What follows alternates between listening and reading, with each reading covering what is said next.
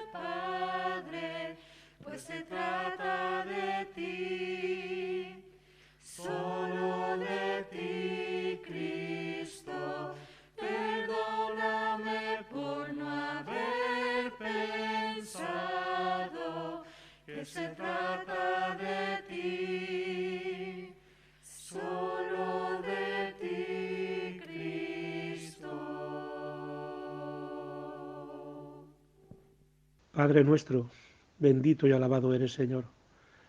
Gracias porque contigo, Señor, no hay circunstancia que nos quite el gozo de tu salvación, de tu presencia, de tu amor. Gracias, Padre, por poder compartir esta oración contigo, Señor, y aún con mis hermanos en este momento. Padre, toma la palabra que has dado a tu siervo, para que tu iglesia sea alimentada y bendecida, pero también para que sea transformada a través de ella y el poder de tu Espíritu Santo. Glorifícate, Padre, en tu iglesia. Cuida de enfermos, sana, restaura, fortalece, consuela, Señor. Y usa tu iglesia para también ser agente de consolación y de bendición en tu nombre. Toma la palabra, Señor, y tráela a tu pueblo y a todo oído que la pueda escuchar, para bendecir sus vidas. Gloria a tu nombre. En el nombre de Jesús oramos. Amén. Operación Andrés, el Padre Nuestro, nada es difícil para Dios, aunque no lo parezca creerlo, tiene mucha conexión cada una de estas ideas. Porque Operación Andrés nos propone un estilo de evangelizar que no es nada nuevo, es el estilo universal de todos los tiempos, estadísticamente e históricamente el más poderoso de los estilos de evangelizar, con las relaciones que tenemos en el diario vivir. Como Andrés fue a por su hermano para presentarle a Jesús, desde entonces muchos otros, aquellos discípulos y siglos después también nosotros, tenemos a muchos hermanos, amigos, familiares que necesitan conocer a Jesús. Este es el propósito de esta operación y si ha sido históricamente poderosa a tal extremo de que 2000 años después, generación tras generación, no ha dejado de haber hombres como Andrés que hablaban a otros como Simón y presentaban a Cristo.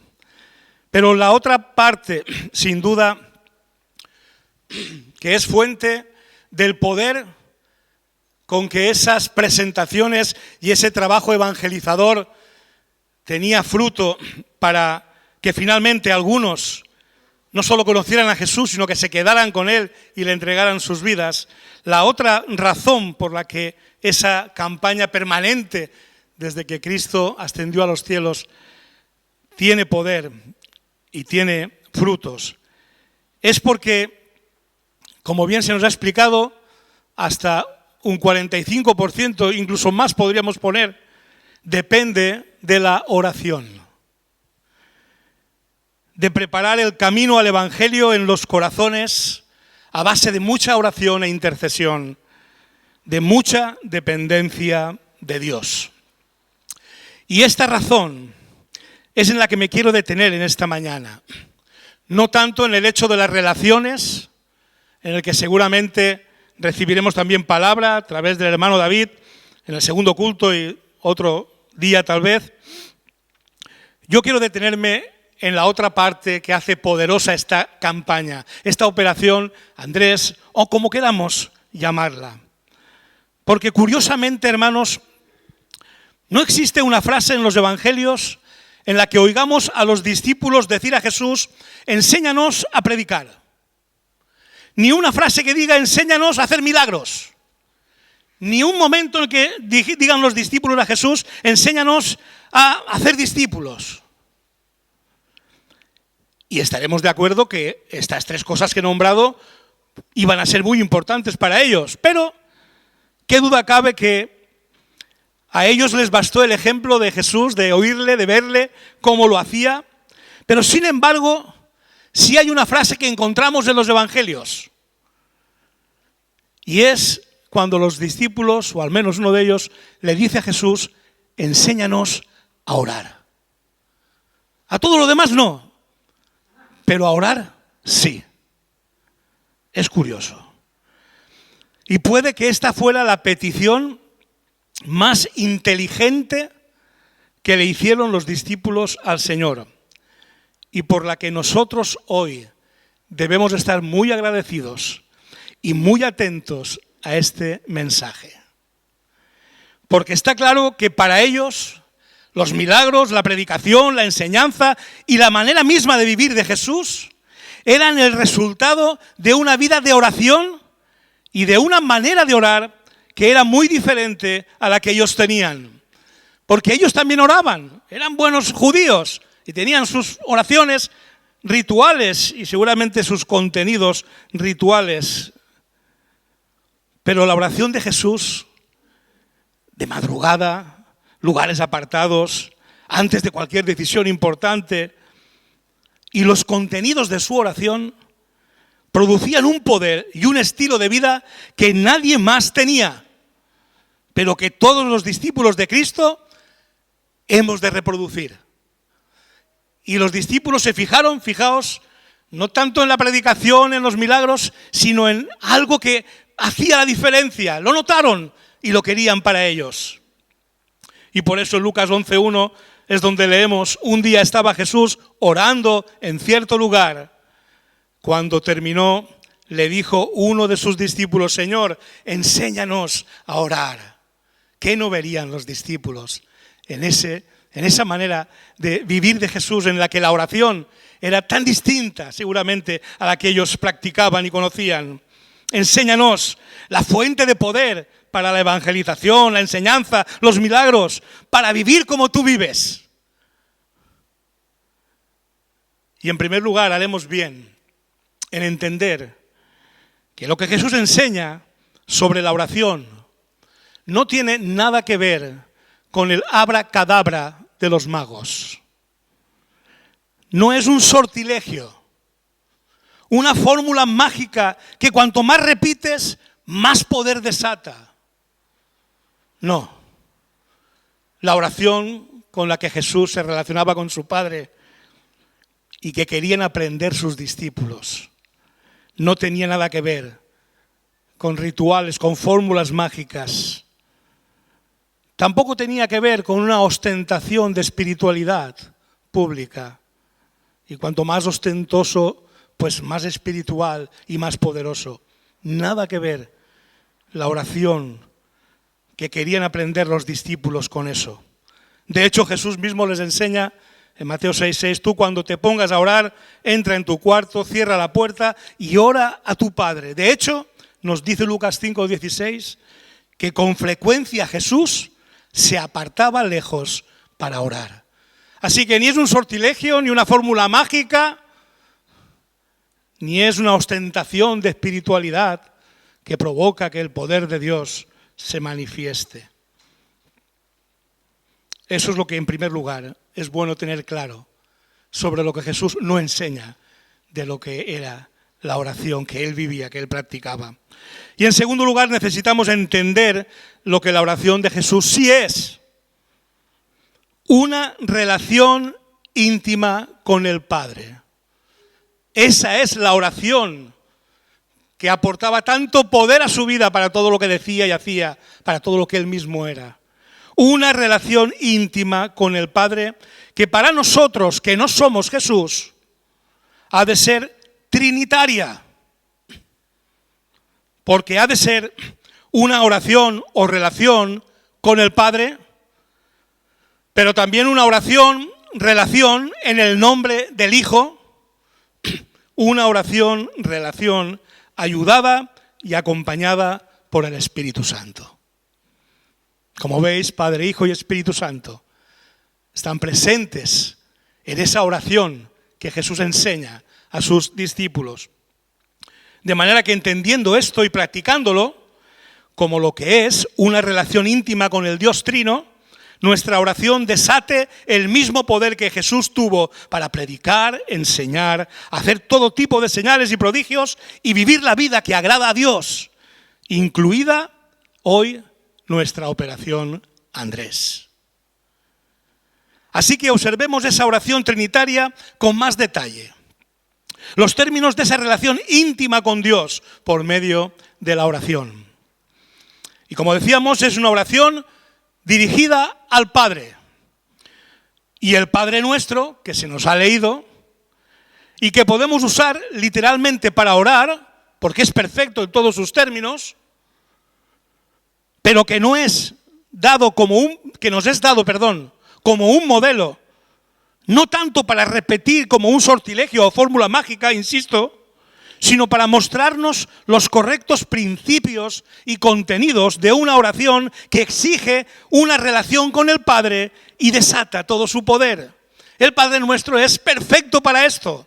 Sí, para ser leído o memorizado y recitado de manera literal. Sí, es perfecto. Pero no es la intención de Jesús que repitamos como una fórmula mágica esa oración, sino que aprendamos y vivamos los principios que en Él hay. Y lo primero que nos encontramos en esa oración es que es dirigida al Padre. ¿Y quién se puede dirigir al Padre? Los hijos. Mira que eso es de pelo grullo, ¿eh? Los hijos, sin duda alguna. Porque es una conversación de hijo a padre. Estamos hablando de una relación, no de una fórmula, no de un rezo. ¿Somos hijos? ¿Tenemos una relación con el Padre como para dirigirnos a Él como tal?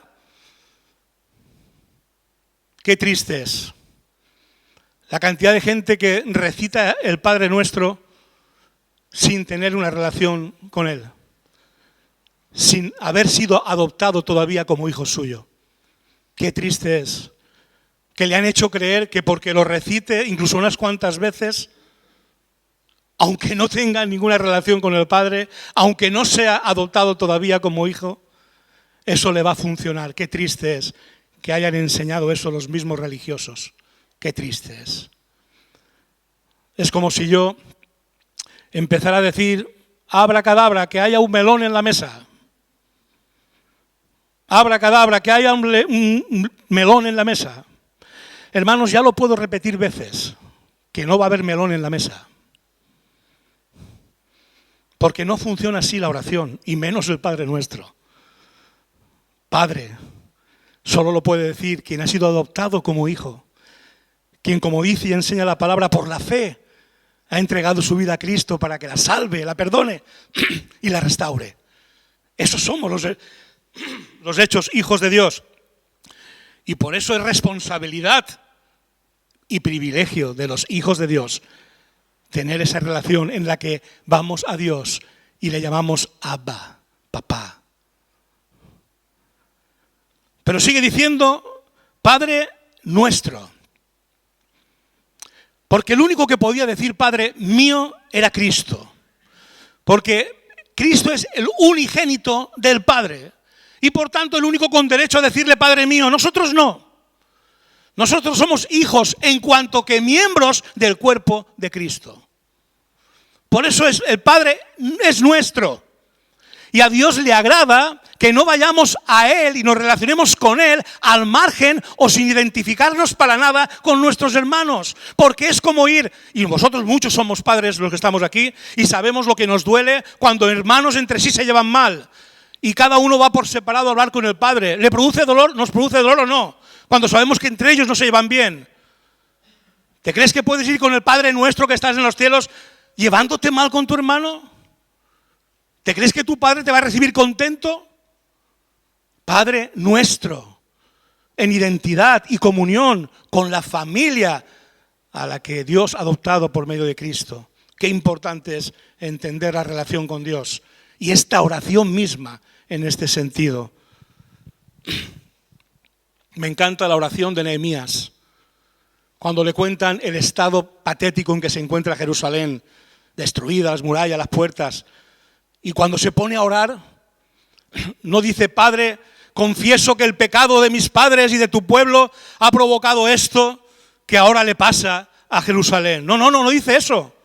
Un hombre que no había vivido ni siquiera en Jerusalén, pero que se refiere a Dios identificándose con el pueblo y dice, Padre, confieso que tu pueblo, de que mis padres y yo mismo somos parte, hemos pecado contra ti. Así se va al Padre. Padre Nuestro. Qué importante es llegar en nuestra oración a Dios con estas u otras palabras, pero con este sentido familiar, corporativo entre el Padre, ya no solo tuyo, sino al Padre nuestro. Que estás en los cielos. Qué importante es reconocer en nuestra relación con el Padre que no es una relación horizontal. La relación con Él es absolutamente vertical. Eso significa que Él está mucho más alto que nosotros. Eso nos ayuda y nos invita a poner la mirada en las cosas de arriba. ¿Por qué? Porque aquí abajo, hermanos, cuando David está presentando la campaña, seguramente, y los 10 nombres que tenemos que poner, seguramente ya estamos nosotros pensando en alguno y pensando lo difícil que es. Voy a poner 10 nombres y seguramente estoy pensando en lo complicado que va a ser, porque llevo no sé el tiempo intentándolo, no sé el tiempo orando por él, pero necesitamos seguir refiriéndonos al Padre nuestro que está en los cielos. ¿Por qué? Porque allí está el poder que necesitamos y necesitan aquellos por los que vamos a orar. De allí viene ese poder y de allí viene la visión de lo que acabamos de cantar.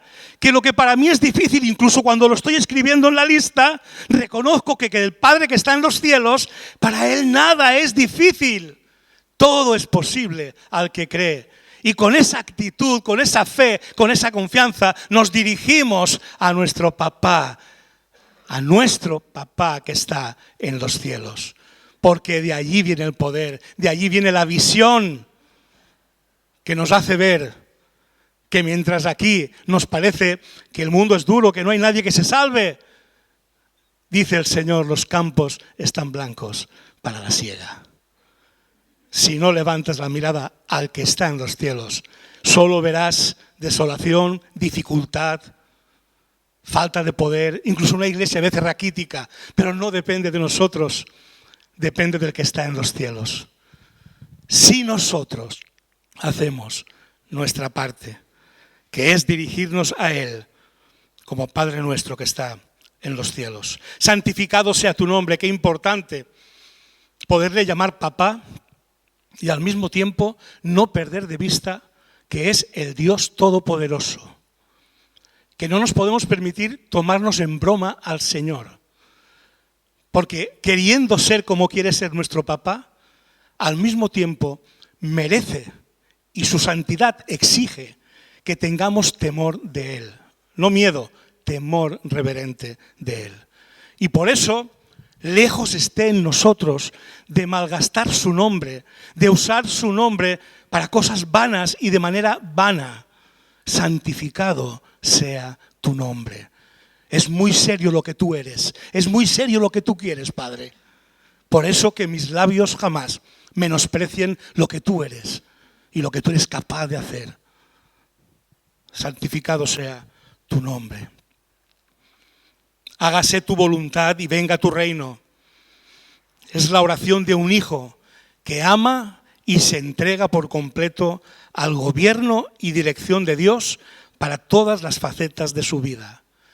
Un hijo que no osa pedir nada a Dios antes de haberle entregado toda autoridad a Dios y haber reconocido y confesado que lo que Él haga en su soberano poder y soberana voluntad es mucho mejor que incluso lo que yo le pueda pedir después. Qué importante es empezar el culto como hoy lo hemos empezado. Quiero levantar mis manos, quiero levantar mi voz entregando a ti mi vida en santidad y amor. Sí, Señor, hágase tu voluntad, venga tu reino. Esa es la mejor manera de empezar una buena relación, una buena oración delante del Padre, deseando por encima de todo que se haga su voluntad y que Él gobierne sobre todo aspecto de nuestras vidas. El pan nuestro de cada día, dánoslo hoy. La oración de un hijo que no duda en ocuparse primeramente del reino de Dios y su justicia, porque sabe que el Padre le dará todas las cosas cada día por añadidura. Que no pide tanto para estar bien durante mucho tiempo, sino que pide cada día, confiando en que el Señor es fiel y renueva su amor por nosotros cada día. De manera que nosotros nos ocupamos de su voluntad, de su reino, Y Él se ocupa cada día del pan nuestro, de lo que necesitamos en definitiva para el diario vivir. Así vivió Jesús y así enseña a que oremos y vivamos nosotros, porque esa es la oración y el tipo de vida que desata el poder del Padre. No me falta nada, dijo Jesús, porque siempre hago lo que agrada al Padre. Perdónanos así como nosotros perdonamos, así es. Sabia petición, humilde y justa petición. Un hijo justo que desea ser sanado emocional y espiritualmente, porque lo necesitamos. Quien más y quien menos caemos, quien más y quien menos cometemos errores, pecamos y necesitamos el perdón de Dios. La sanidad espiritual y a veces emocional, porque sabéis que el perdón tiene mucho que ver con lo emocional. Sentirse perdonado, perdonarnos incluso a nosotros mismos, es importante para que haya sanidad espiritual y emocional. Y por eso esta oración y esta petición es legítima, pero tal como está formulada, además de legítima, es justa, porque no pretende recibir un perdón que uno mismo no esté dispuesto a dar a otros. Padre, perdóname a mí, pero yo no puedo perdonar a mi hermano. No, hermano, así no funciona. Así no funciona. Por eso esta oración, tal como está expresada, este principio es tan importante. Necesito sanidad espiritual, necesito sanidad emocional, necesito perdón, pero Señor, con toda justicia te pido que me perdones como yo perdono. De manera que asumo que si yo no estoy dispuesto a perdonar, más vale que ni se lo propongas a Dios. Sabéis que hay una parábola en este sentido, muy, muy dura, de aquel que fue perdonado de mucho y luego no perdonó poco. No nos dejes caer en tentación. La oración de un hijo dispuesto a luchar contra el pecado en su vida.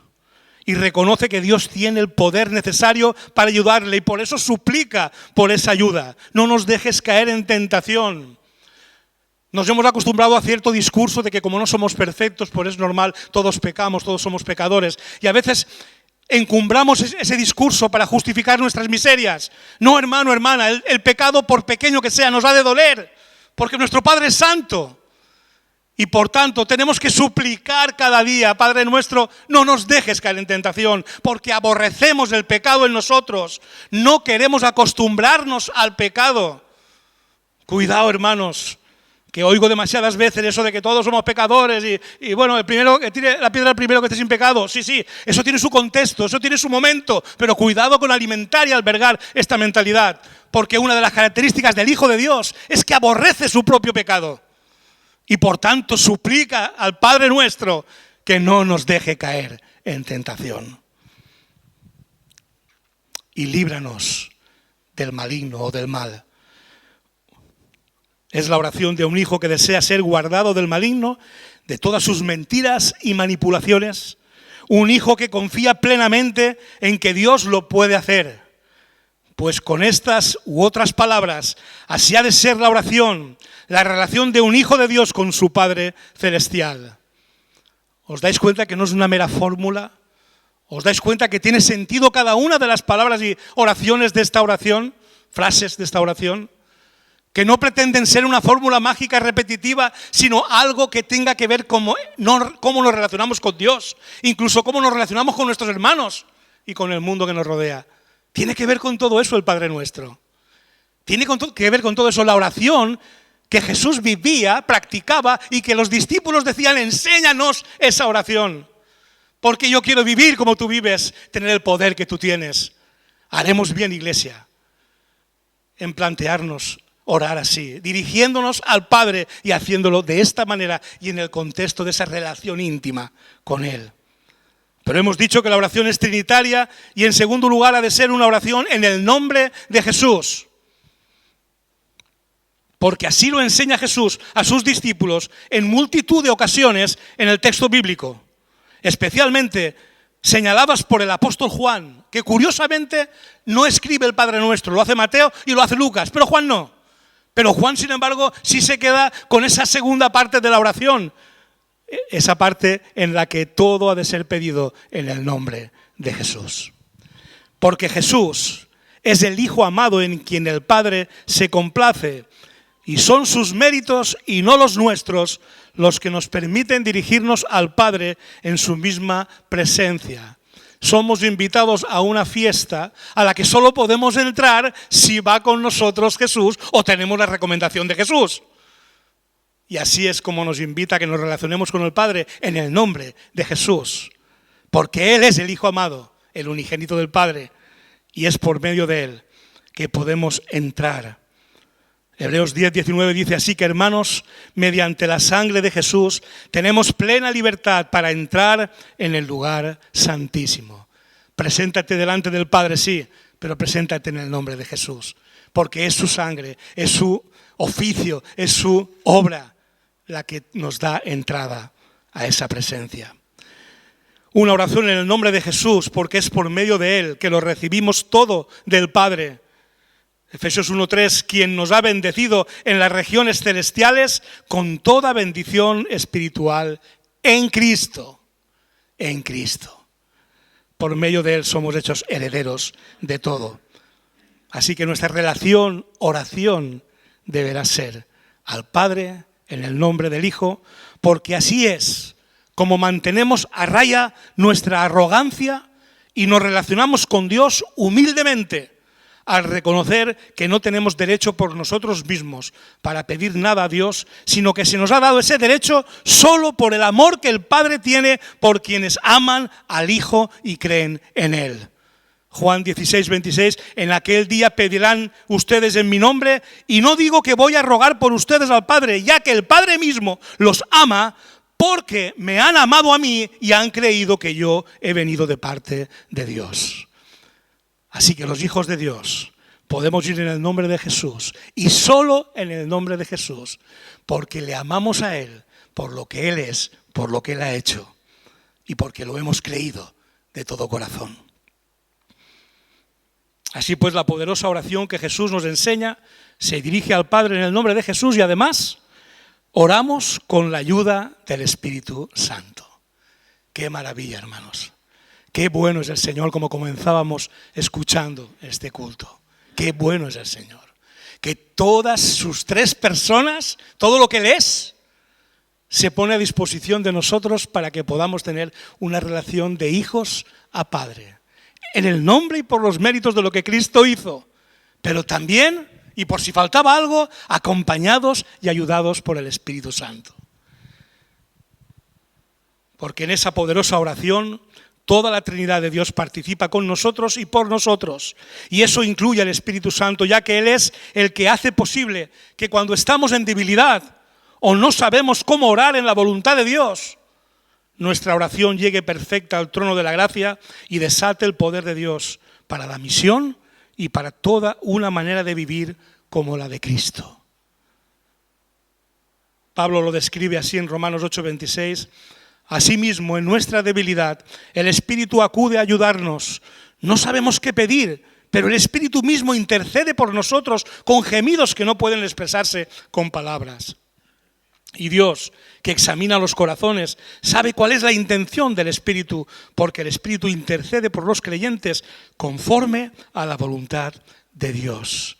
Oraciones tal vez imperfectas que el mismo Espíritu corrige delante del Señor, perfecciona a nuestro favor. ¡Qué maravilla, hermanos! ¿Quién no quiere tener una oración, relación de esta manera? ¿Quién puede creer que es hijo de Dios y no vive y experimenta o no quiere vivir y experimentar esto? Ahí lo tenemos, hermanos. Así se nos enseña a orar con nuestras propias palabras o con las mismas del Padre Nuestro, pero con todos esos principios que nos llenarán del poder de Dios para evangelizar, para enseñar, para hacer incluso milagros, pero sobre todo para vivir como Cristo vivió. Por eso lo primero que nos propone la Operación Andrés es observar con compasión a aquellos sin Cristo con quienes nos relacionamos cotidianamente y llevarlos cada día en oración al trono de la gracia, como parte de nuestra relación con el Padre, en el nombre del Hijo y con la ayuda del Espíritu Santo. Las listas de oración no están llamadas a ser una mera campaña, sino a construir, a reforzar el hábito de enfocar nuestra oración a favor de personas concretas con las que nos comprometemos a buscar de manera intencional oportunidades para el Evangelio. Y el Padre Nuestro es un perfecto modelo para nuestra oración, porque entre otras muchas cosas pone nuestra mirada en las cosas de arriba, en el Altísimo, en el Padre que está en los cielos, desde donde se ven los campos blancos para la siega, aunque a ras de tierra nos parezca muy difícil la cosecha. Participemos pues, hermanos, cada uno en esta operación y oremos como Jesús enseña, pues esa fue para Él y ha de ser para nosotros la fuente de poder para la misión y para todas las facetas de nuestra vida. Que el Señor nos ayude y que nosotros así lo queramos hacer. Amén. Y Padre nuestro, te damos gracias por enseñarnos aquello que hizo tan grande y poderoso a Jesús. Esa relación que Él tuvo, Padre, contigo y que queremos tener cada uno de nosotros, Señor. Enséñanos, Padre, ayúdanos y llévanos cada día, Señor, a llevar nuestras vidas y las vidas de aquellos que aún no te conocen cerca de nosotros delante de ti. Porque de ti viene el poder, de ti viene la salvación. Solo tú puedes convertir al alma. Pero has querido que nosotros seamos parte de esta misión. Y te suplico, Padre, en el nombre de Jesús, que nos ayudes a entrar en ella como un hábito, como una costumbre, como algo que está encarnado en cada uno de nosotros, así como lo estuvo en Cristo cada uno de sus días. Padre nuestro, oh Dios, queremos verlo. Queremos experimentarlo y que tú recibas toda la gloria de que esa cosecha se levante, se produzca por la obra poderosa que tú has hecho a través de hombres sencillos, posiblemente siervos inútiles, pero que en tus manos hemos sido capacitados para tanto bien, Señor. Oh Dios, ayúdanos, llévanos a esa oración, a esa relación íntima contigo cada día. En el nombre de Jesús te lo suplico.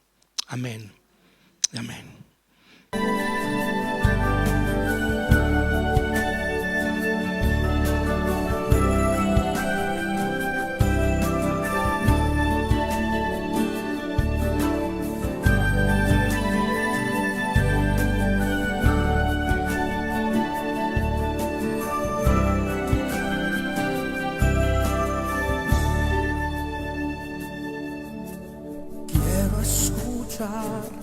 Tu dulce voz, rompiendo el silencio en mi ser. Sé que me haría estremecer, me haría llorar o reír y caería rendido ante ti. No podría estar ante ti, escuchándote hablar, sin llorar como un niño, y pasaría el tiempo así, sin querer nada más que escucharte hablar.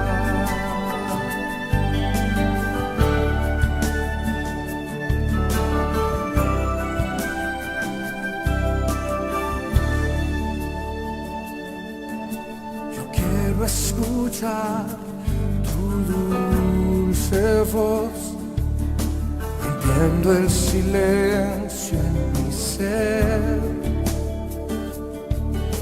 Sé que me haría estremecer, me haría llorar o reír y caería rendido ante ti. No podría estar ante ti, escuchándote hablar, sin llorar como un niño, y pasaría el tiempo así, sin querer nada más que escucharte hablar.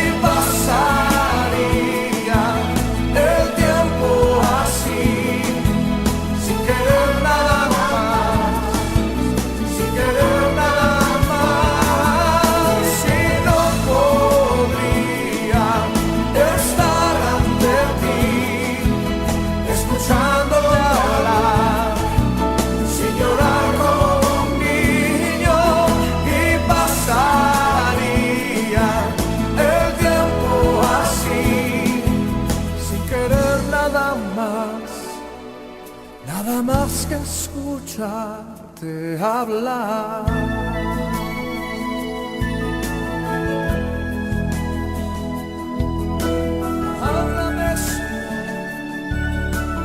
Háblame, Señor, te escucharé. Levanta tus manos y dile conmigo en voz alta. Háblame, Señor, díselo de nuevo. Háblame, quiero escuchar tu voz, quiero escucharte. No podría estar ante ti, escuchándote hablar, sin llorar como